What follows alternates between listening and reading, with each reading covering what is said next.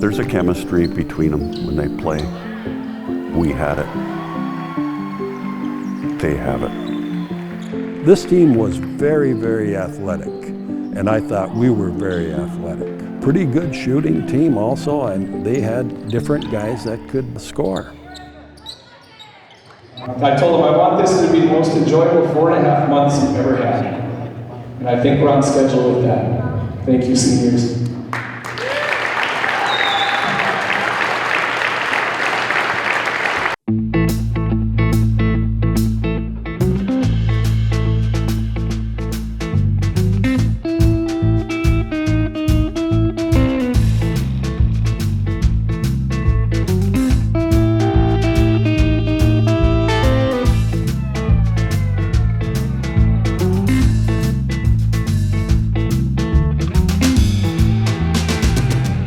We often were called, well, all they do is play barnyard basketball. Guys would get together, they'd clear up those haylofts, there'd be a rim there, and they'd have games going for days and days and weeks. And sometimes we'd get the Ewen boys, the town boys, to come and play the country boys. So that would be a good rip-snorting game. All you need is a hoop. You know, and you can put that hoop wherever. For me, that hoop was about a 9-foot rim out on the front of our barn. I graduated in '67, and then the next year, Trout Creek and Ewen consolidated. There was a rivalry, but usually Trout Creek came out on top. And Trout Creek had a very good tradition of winning basketball. If you look back in history, even during the 50s, early 60s, maybe even before that, there were Class E schools, and Trout Creek was champion of Class E in the UP a few times. In 1966, Trout Creek basketball team won the regional, went downstate, got to the state finals, and was beaten by Covert. The next year, Ewen hired Rudy Perhala as a teacher and coach. In today's vernacular, we would just call him a player's coach. He liked the style of basketball where you run and press, and that really fit in with us. And we had a good team, made it to the state final game, and lost. The night before the semifinal game, went into 4 overtimes. So that's one of the more memorable games for me. After those 2 runner-up years, then we put the 2 teams together the following year, and we got beat in the district. Everybody thought we were really going to go to town. And it didn't happen. But it was building up to the 72 year.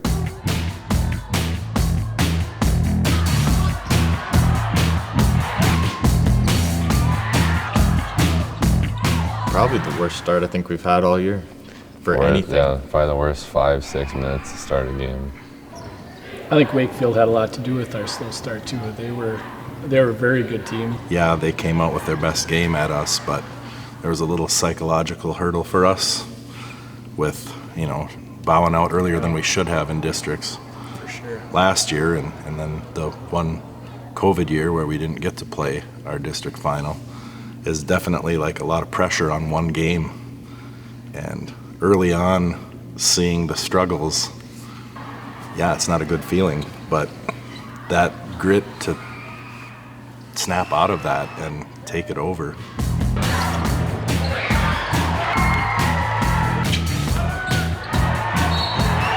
Now, let's go straight man here for a little bit so we don't lose Shirky, okay? I've always had confidence in his coaching ability, even though I throw in my 2 cents.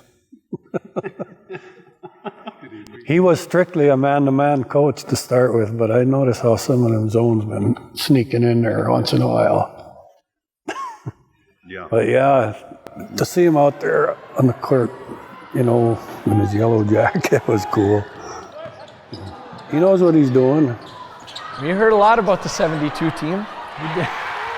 My dad's not a big talker, but yeah, he'll definitely bring some stuff up. when I started coaching, especially, he would talk a lot about kind of a senior-led crew there as well, and they had guys that were willing to step up and say a couple things when it needed to be said. I don't think it works best when the coach is the leader of the team. I think it works best when you find that leader, and for their team, Gary was that guy, and I've heard enough stories about that of, well, it's time to go, guys. We got to do it. And those sort of matter-of-fact statements that you made, and the style they played, they were get it up the floor and play fast, play fast.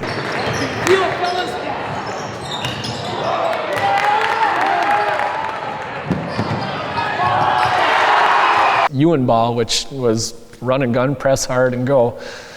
And I think that all started way back then in the early 70s. Remember Bob? He just loved that fast break. I remember Ironwood Catholic, he had 36 points at halftime. Yeah. He'd just cut down her, we'd whip it down there and score.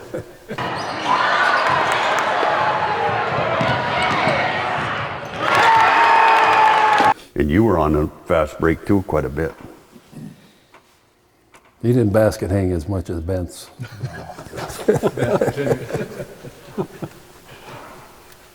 I guess that's what it was. There was his no defense. Sometimes he barely got across the line.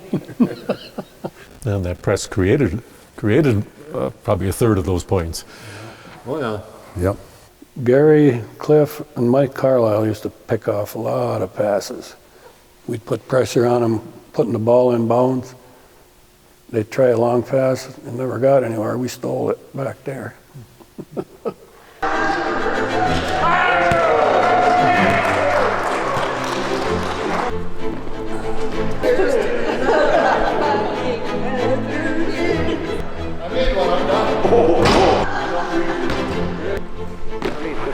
Besson puts it up and in the corner. It scores with about a 25-footer in.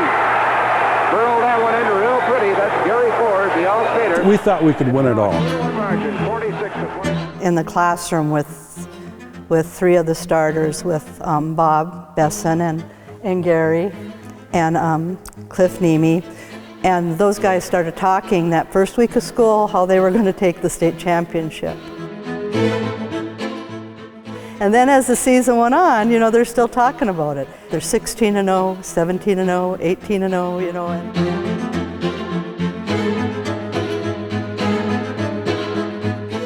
Hurley had a really good team that year. That was probably our toughest game of the season. That's when Mike McLaughlin, everybody said Mike McLaughlin came off the bench and was the spark and got everybody going. And he did, yes. He had his best game of his career. And then we went into overtime. We went in overtime? We went into overtime. Yeah, and we won in overtime. We had great athletes on our team.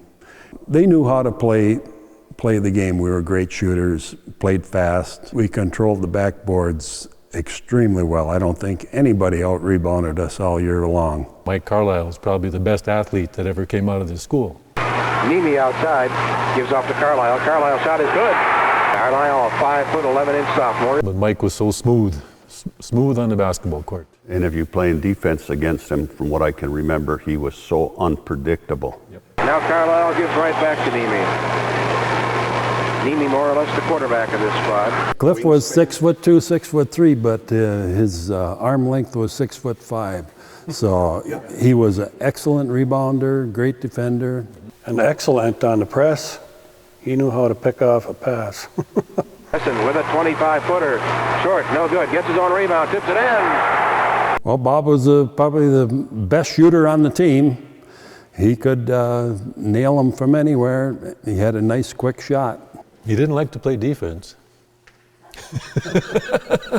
He once told me, he says, the fastest way to get the ball back, he says, let the other team shoot, he said. Because Gary, Cliff, and Brian would clean up the boards.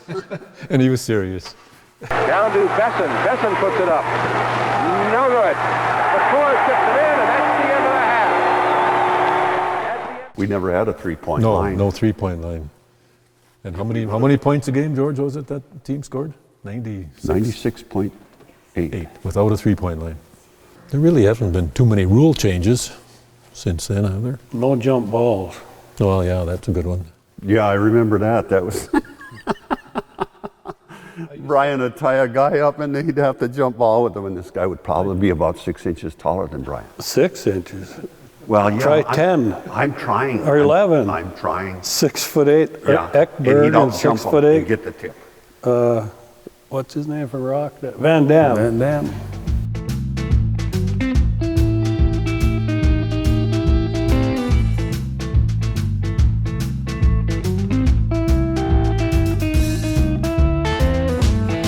Regional game was probably definitely the most pressure. Just winning the regional in the UP is tough.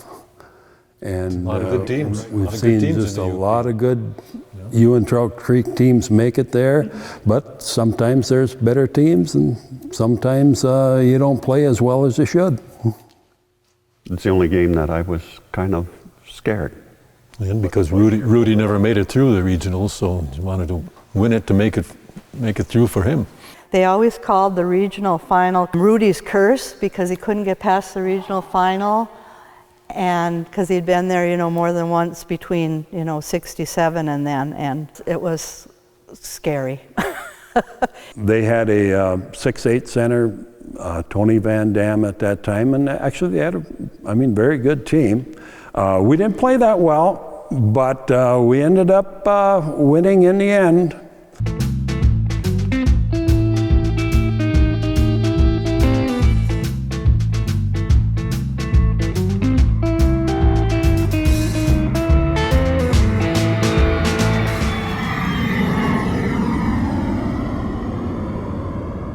Well, we actually flew down from Iron Mountain.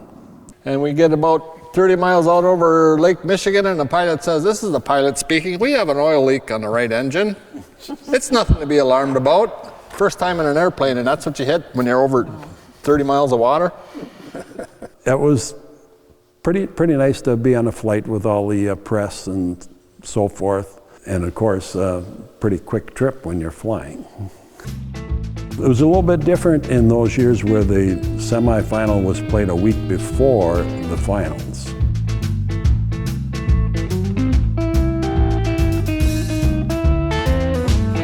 The Lake City was a very good team. And we played a real good game. I believe we were ahead by 6 points though the whole way down the stretch. And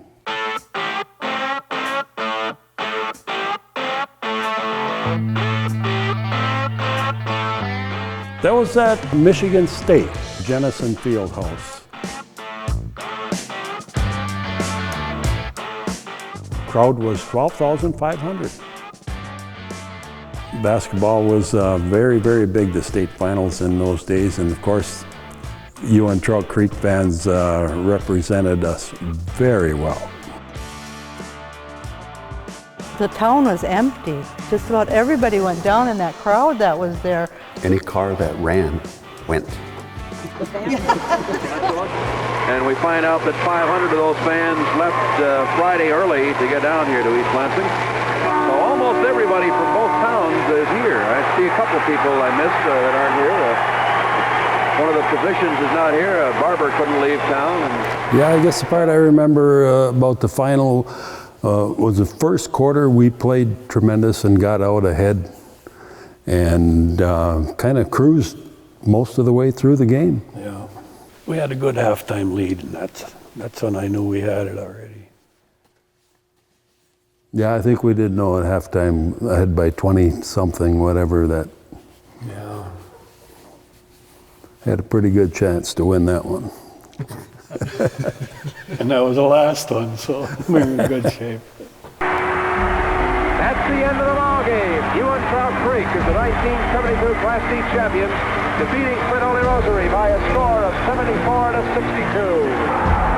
That's Max Perry of Free Soil High School. He made the presentation of the trophy on behalf of the Michigan High School Athletic Association. I'm proud of the boys. They really did play good ball, and they deserve to win. I'm really happy for the boys. One of the things And I think maybe what I remember the most is going into the locker room after that final game, and that whole team was just kind of sitting around, taking their shoes off and getting dressed. And it wasn't just like, well, this was the way it was supposed to be, you know. There was no big whooping and hollering or anything like that. It was. It's kind of like a dream while you're there, even, you know. Like, are we really here, or am I dreaming? It goes by too fast, that's for sure. Yeah, sure. Yeah, just a matter of a week and it's over with. Oh, we had a terrific welcome home party, I do remember that.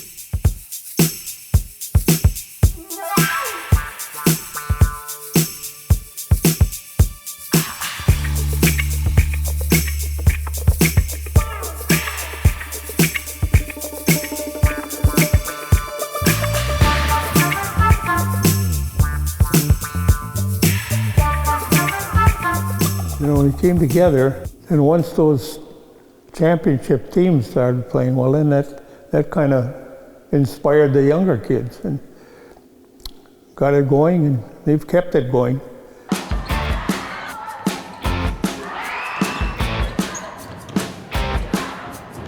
Every school and every community should have the opportunity to do that at least once, and we've had so many.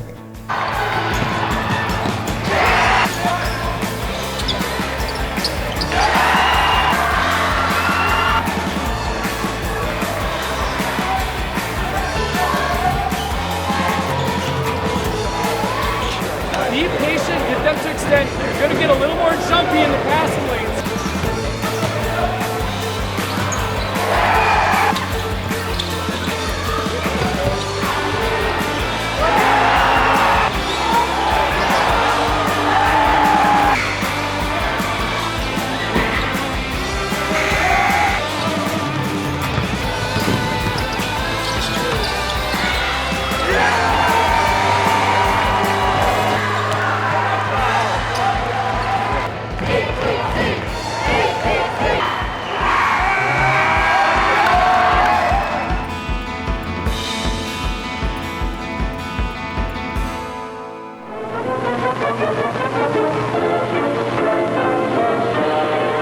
This replay of the Class D State High School Championship basketball game has been made possible by the Ontonagon Telephone Company of Ontonagon, by the Settlers Co-op Store of Bruce Crossing, by Ewen Building Supply of Ewen, and by Jerry's IGA of Ewen.